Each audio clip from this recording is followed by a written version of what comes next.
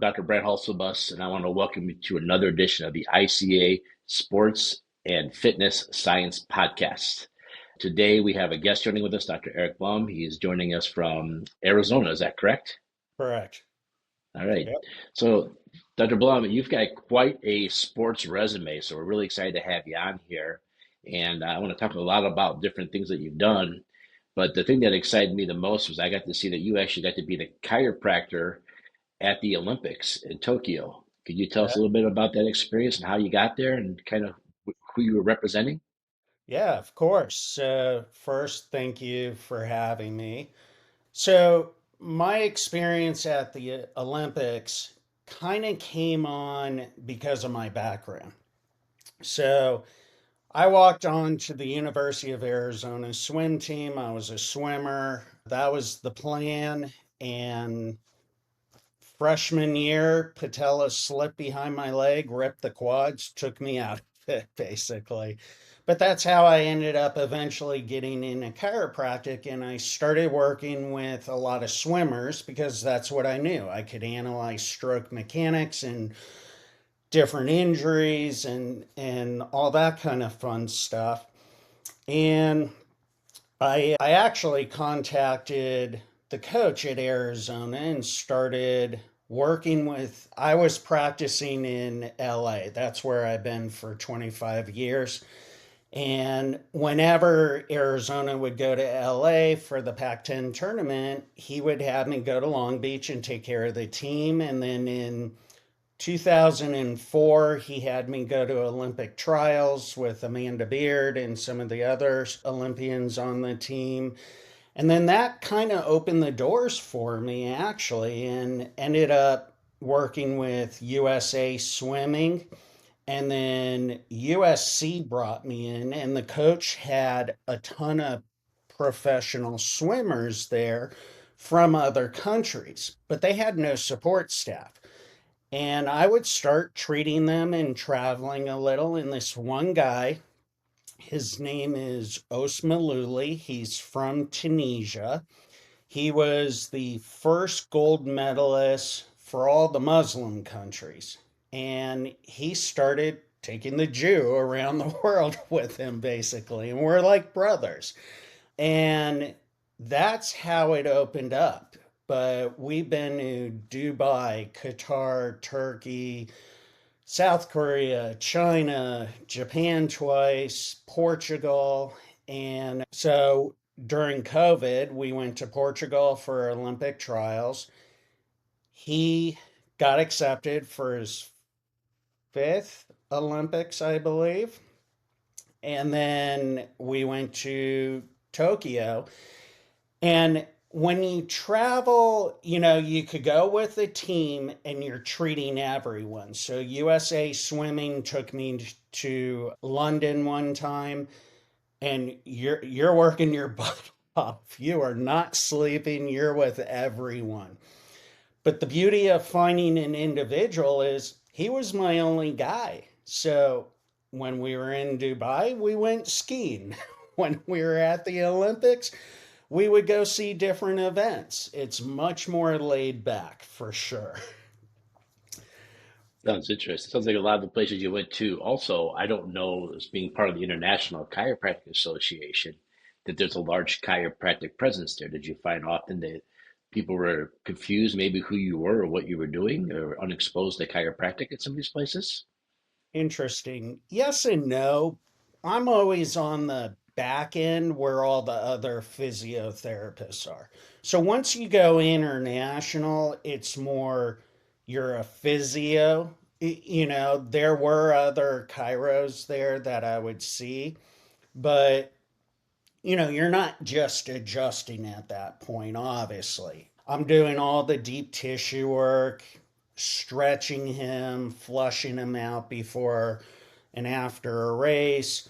I was also his sports psychologist and I was his coach for the Olympics in Japan. He needed a coach to he did open water swimming for that event, so I was feeding him while he was swimming around. And so you're doing a lot more. when I travel, also, you're bringing other stuff with you. So I'm big on PEMF technology. I've been using it out of my practice for like 18 years.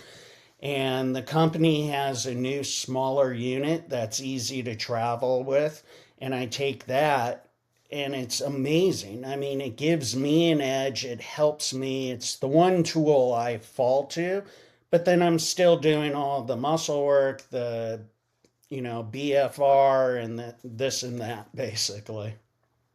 Absolutely. I totally understand what you're saying about help feed him and everything, because more than once I was almost signed to be the emergency goalie in a hockey game as a team chiropractor. And I Yeah. always thank goodness that never actually happened, because at that time I didn't know how to ice skate. I was really scared. So we do put on different hats when they need us, don't we? Yeah, we sure do. Now, the other thing, talking about sports and chiropractic, this is not the only thing you've been known for in sports. As I'm part of the Pro Hockey Chiropractic Society, we were just talking. You're on the board of the Pro Baseball Chiropractic Society, and obviously there must be a story how you ended up on the board of that. It might be a baseball team you worked with previously, or currently, or assist Yes. with. So look, for all the younger DCs out there, a lot of this is luck and who you know. It's not all the letters behind your name and all that kind of stuff. It's connections. So, man, back in, I don't even know, I'm going to say 2000 and whatever, 4-ish, I went to Vegas for a pro sport conference. Met some guys there. One of them became a mentor, Dr. Alan Palmer, who's with the hockey and baseball. And I wasn't with a baseball team or anything, but he's like, come on, Eric, join. You do sports and this and that. And maybe 2 years later, I was up at for those who remember, a David Singer seminar up in San Francisco. And my phone rang, and this guy's like, hi, I'm looking for Dr. Blum. And I'm like, speaking. He's like, hi, this is Steve Finley. I just got traded to the Dodgers. Can you come to the stadium tomorrow and treat me? I'm like, absolutely, I'll be there. Hopped on a plane, flew back to LA.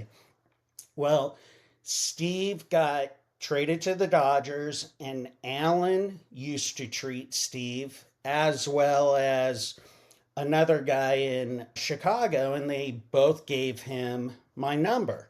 Ironically, Steve was enrolled in chiropractic school. His background was kinesiology, and then he became a Major League Baseball player instead. But, anyways, he brought me in, and then the head trainer did not like chiropractors, but I was there for 2 years and then he got traded. So or the head trainer got let go. So I got let go.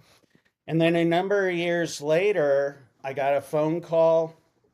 I used to go to the winter baseball meetings to help out with the PEMF technology because I was getting it into all the baseball training rooms. So went to a meeting, came home and got a call from the new head trainer for the Dodgers who was from the San Francisco. And he's like, hey, we want to fly you out for spring training. And I walked out. The first guy I treated was Clayton Kershaw.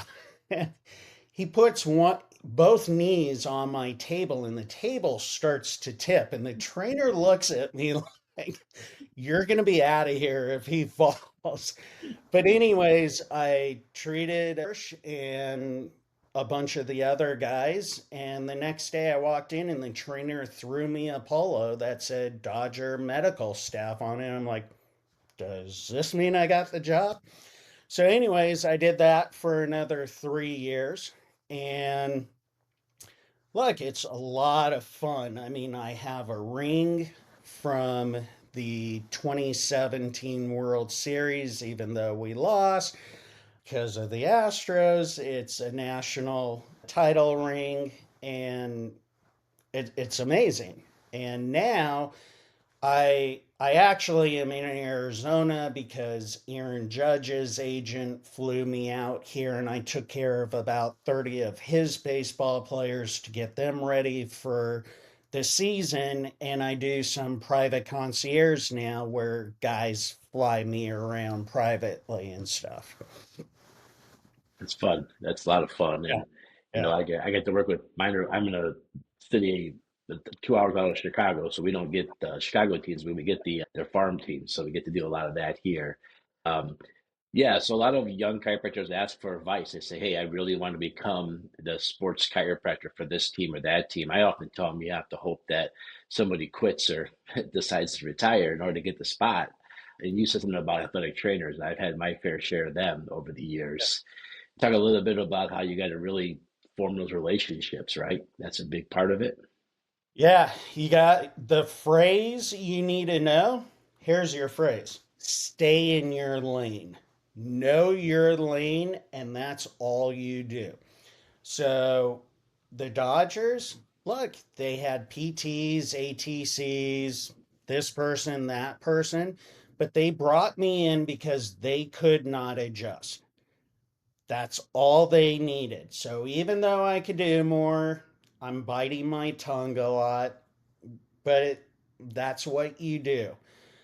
It also depends on the team because other teams will want your advice for stuff and they'll have you doing the deep tissue work and assisting with other things. So every team is going to be different basically. And that's you just got to stay in your lane though. That's the biggest thing. If you need to be humble, you need to sit back, keep your thoughts to yourself because you're going to look. I had a PT in the training room coming to me saying, "Hey, can you teach me how to do this move?"